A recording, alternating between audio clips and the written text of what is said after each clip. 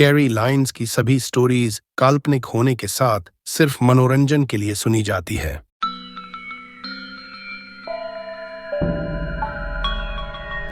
ये है scary lines. कहानी शुरू करने से पहले अगर आप हमारे चैनल पर नए हैं तो चैनल को सब्सक्राइब कीजिए। तो चलिए कहानी शुरू करते हैं। भारत एक इस देश है जहां पे आप भरोसा करें या ना करें, लेकिन लोग आपको उसके स्कंजे में लेके ही जाते हैं। यहाँ पे किसी की भी कभी भी न कभी अंधविश्वास के कारण बलि जाती है और इस बात का शिकार बना है मध्य प्रदेश के रहने वाले बृजलाल चोप। उसका बीमार पुत्र ठीक होता ही नहीं था और परिवार वालों को ऐसा लगता था कि उनके बेटे के ऊपर कोई काली शक्तियां घूम रही है। वो लोग उनके बेटे को पास में रखते हुए एक कबीला के पास लेके गए, लेकिन वहां पे जो बना हो सुनकर आपके हौस उड़ जाएंगे। कबीला के सरदार का नाम पार्वती था। वहां पे उनके साथियों ने ऐसी काले जादू की झाल बिछाई जहाँ से बृजलाल, उनकी पत्नी और उनका 10 साल का बेटा उसमें से बाहर ही नहीं आ पाए। बृजलाल अभी तो अपने पुत्र को लेके कबीला में पहुंचे ही थी कि वहां पे हाजिर सभी ने बृजलाल को जादूगर कह के उसको घेर लिया। उनका कहना यह था कि बृजलाल एक बहुत जादूगर है और उसका मृत्यु ये संसार के लिए बहुत ही आवश्यक है। पार्वती ने अपने कबीला के आदमियों को आदेश दिया कि वो बृजलाल को मार दे। वो लोग ने बृजलाल को घेर लिया और उनके आसपास नृत्य करने लगे।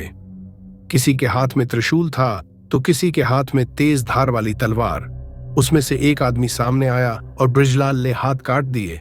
बुम्बराड़ा किया, वारंवार कहता रहा कि मैं जादूगर नहीं हूं, लेकिन उनकी चीखें उन लोगों के गाने में बोमी और हंसने में दब गईं। बृजलाल को जादूगर कहने के बाद पार्वती ने अपने लोगों से ऐसा कहा कि इसकी सारी शक्तियां उसके हाथ में हैं। इसलिए कुछ भी समझे बिना बृजलाल के हाथ काट दिए। उसके बाद बृजलाल कभी भी किसी के पर हावी न हो, उसकी सारी शक्तियां भस्म हो जाए। इसलिए वो दुष्टों ने बृजलाल को जिंदा जला दिया और देखते ही देखते बृजलाल का शरीर राख में मिल गया। ये सारा खतरनाक दृश्य बृजलाल के 10 साल का बेटा और उनकी पत्नी के सामने हुआ था। वो दोनों ने मदद के लिए चीखे चिल्लाए, लेकिन उन्होंने उसकी एक भी बात नहीं सुनी। ये सारी घटना को अंजाम देने के बाद उन्होंने बृजलाल की पत्नी और बेटे को जाने की अनुमति दे दी और उन्होंने एक चेतावनी दी कि अगर इसके बारे में किसी को भी कुछ भी कहेंगे तो उसका अंजाम बहुत ही बुरा होगा। अपने पति की मौत और पूरे परिवार को खत्म होता देख सुषमा पूरी रात पुलिस स्टेशन के चक्कर काटती रही। मां पुत्र ने सारी बातें पुलिस को बताई कि किस तरीके से वो डाकन ने उनके पति को जिंदा जला दिया। फिलहाल डकनों की पूरी जमात और उनके सरदार पार्वती सहित पुलिस ने सबकी धर कर ली और सुनने में आया है कि बहुत जल्द उन लोगों को मौत की सजा होगी। कानून इस घटना को किस तरीके से अंजाम देगी वो तो समय ही बताएगा, लेकिन इस घटना ने एक बहुत ही बड़ा सवाल खड़ा कर दिया है कि क्या सही में भारत में कला जादू होता है, और अगर होता भी है तो किस कारण से होता है। ऐसे ही हर रोज कोई निर्दोष की बलि चढ़ेगी।